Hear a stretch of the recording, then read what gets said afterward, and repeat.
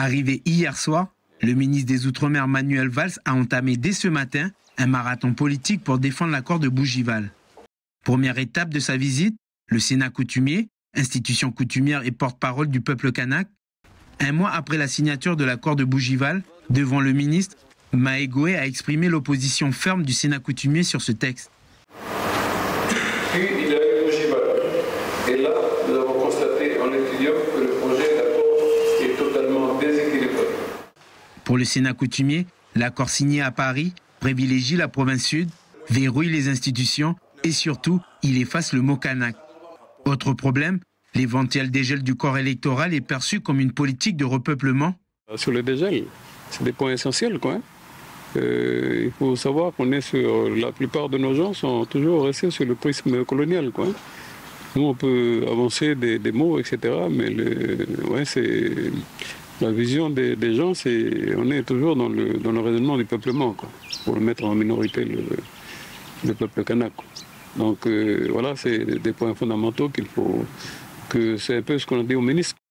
Manuel Valls, lui, reste déterminé. Pour le ministre d'État, Bougival reste une opportunité historique pour la Nouvelle-Calédonie. Vous avez compris, je suis très déterminé à mettre en œuvre l'accord de Bougival. Je suis tout aussi déterminé à être à l'écoute, à l'éclairer, à le compléter, à travailler ensemble. Je suis tout aussi déterminé, évidemment, à répondre avec les institutions calédoniennes aux problèmes réels qui se posent aujourd'hui à la société calédonienne. Mais convaincre ne sera pas simple. Le Sénat coutumier réclame désormais un rôle direct dans les négociations aux côtés des élus. Cet après-midi, le ministre rencontrera le FLNKS. L'entretien s'annonce tendu. Pour le Front indépendantiste, Bougival n'est rien d'autre qu'une forme de recolonisation. À 10 jours du congrès du pays kanak, grande assemblée des 8 terres coutumières, le congrès devra s'exprimer sur l'accord de Bougival ou la perspective d'une indépendance association. Entre rejet, dialogue et recherche d'alternatives, l'avenir institutionnel reste en suspens. Manuel Valls a déjà annoncé qu'il resterait autant que nécessaire pour trouver une solution.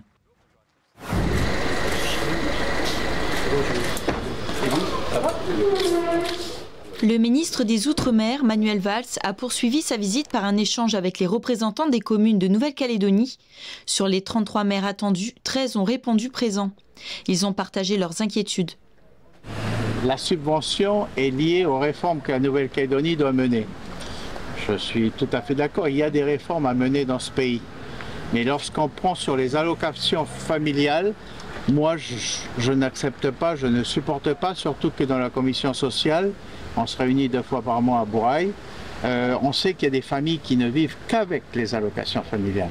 Et alors là, pour toucher la deuxième partie de la subvention d'État, il faut faire des réformes. Oui, c'est très bien, ce pays a besoin de réformes, mais on ne s'attaque pas aux plus pauvres, aux plus petits. C'est important pour nous d'avoir l'écoute du ministre déjà. Et c'est vrai que c'est important pour nous de savoir comment les communes vont être traitées dans les mois et dans les années à venir, parce qu'on a quand même de gros soucis. On aura des soucis de financement certainement. Et si la deuxième tranche n'est pas versée, je ne sais pas comment on va commencer l'année 2026. Vous avez obtenu des garanties ? Pas de garantie, mais après il semblerait quand même que le plan de réforme qui a été fait corresponde à ce qu'ils attendaient. Et le troisième point, c'est concernant les équilibres. Les équilibres, il semblerait que les équilibres seraient bons aussi. Donc ça veut dire que si les 3 points sont validés, voilà, on a des chances d'avoir la deuxième tranche. Très bien. Concernant l'accord de Bougival, le président de l'Association française des maires de Nouvelle-Calédonie assure que leurs demandes seront prises en compte dans la suite des discussions. Alors bien sûr, on a parlé du projet d'accord de Bougival. Nous avons rappelé les demandes qui ont été faites par les associations de maires auprès de l'État. Et donc nous allons être entendus. Le ministre est engagé à ce que nous soyons entendus dès le mois de septembre et l'automne sur le projet de loi organique et sur le projet de loi fondamentale qui vont définir la place des communes et les compétences des communes en Nouvelle-Calédonie dans le futur. Cet après-midi, le ministre des Outre-mer a pu recevoir en bilatéral les différents groupes indépendantistes. Demain matin commencera le comité de rédaction jusqu'à 14h30. Le ministre se rendra par la suite en province Nord. Et dans la première Interrogation, Wengo. Wengo, c'est moi. Et la suite, ça voudrait dire? Moi, je m'appelle. Ah, c'est je m'appelle. Oui, d'accord. Ça, c'est le lait, là. C'est le verbe appeler. Appeler seulement, oui. La bibliothèque Bernheim de Koné, basée à Point-Bout, ouvre ses portes dans le cadre du mois du patrimoine. Aujourd'hui, une initiation de la langue païti a été proposée, principale langue parlée dans la région.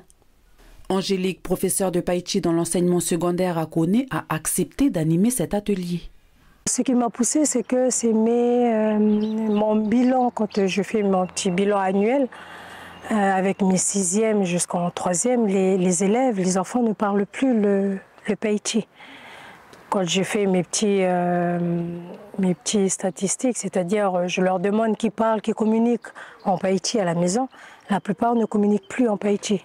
C'est toujours la première langue qui arrive, c'est le français. C'est ma présentation. Pascal, habitante de Koné, connaît quelques mots en païti. Ben moi, c'est vrai qu'apprendre cette langue païti, ça me parle depuis longtemps. J'avais déjà essayé et travaillé avec le professeur du collège, mais c'est difficile parce que pour apprendre et parler la langue, il faut vraiment la pratiquer très longtemps. Et donc, même si on sait quelques mots, moi, je ne la parle toujours pas. Préserver la langue, l'apprendre aux personnes souhaitant la parler ou encore partager ses savoir-faire et la culture. La mise en valeur de ces ateliers est importante pour la bibliothèque.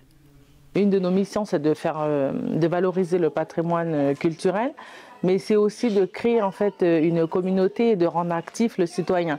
Donc là, c'est pour ça qu'aujourd'hui, on a une association qui est ici, qu'on remercie, qui vient pour le tressage. On a aussi des personnes qui viennent à titre individuel pour les langues. Donc c'était intéressant aussi d'avoir de ce vivier de personnes ressources pour pouvoir créer en fait une communauté active, voilà, dans la valorisation du patrimoine. Ces ateliers sont rendus possibles grâce au soutien financier de la mairie de Point-Bout et aux partenaires de la bibliothèque tels que la direction de la culture de la province Nord ou encore l'association Piwiyan Napani de Waté. Ouvert à tout public pendant tout le mois d'août à la bibliothèque de Koné, située à Point-Bout.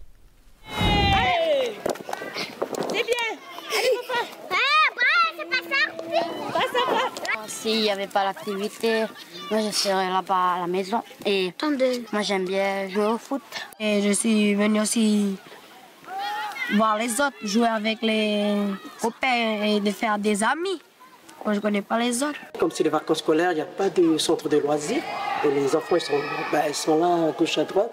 Et puis on cherche des moyens à bien structurer les enfants et puis voilà, et puis de partager des moments forts à travers le sport.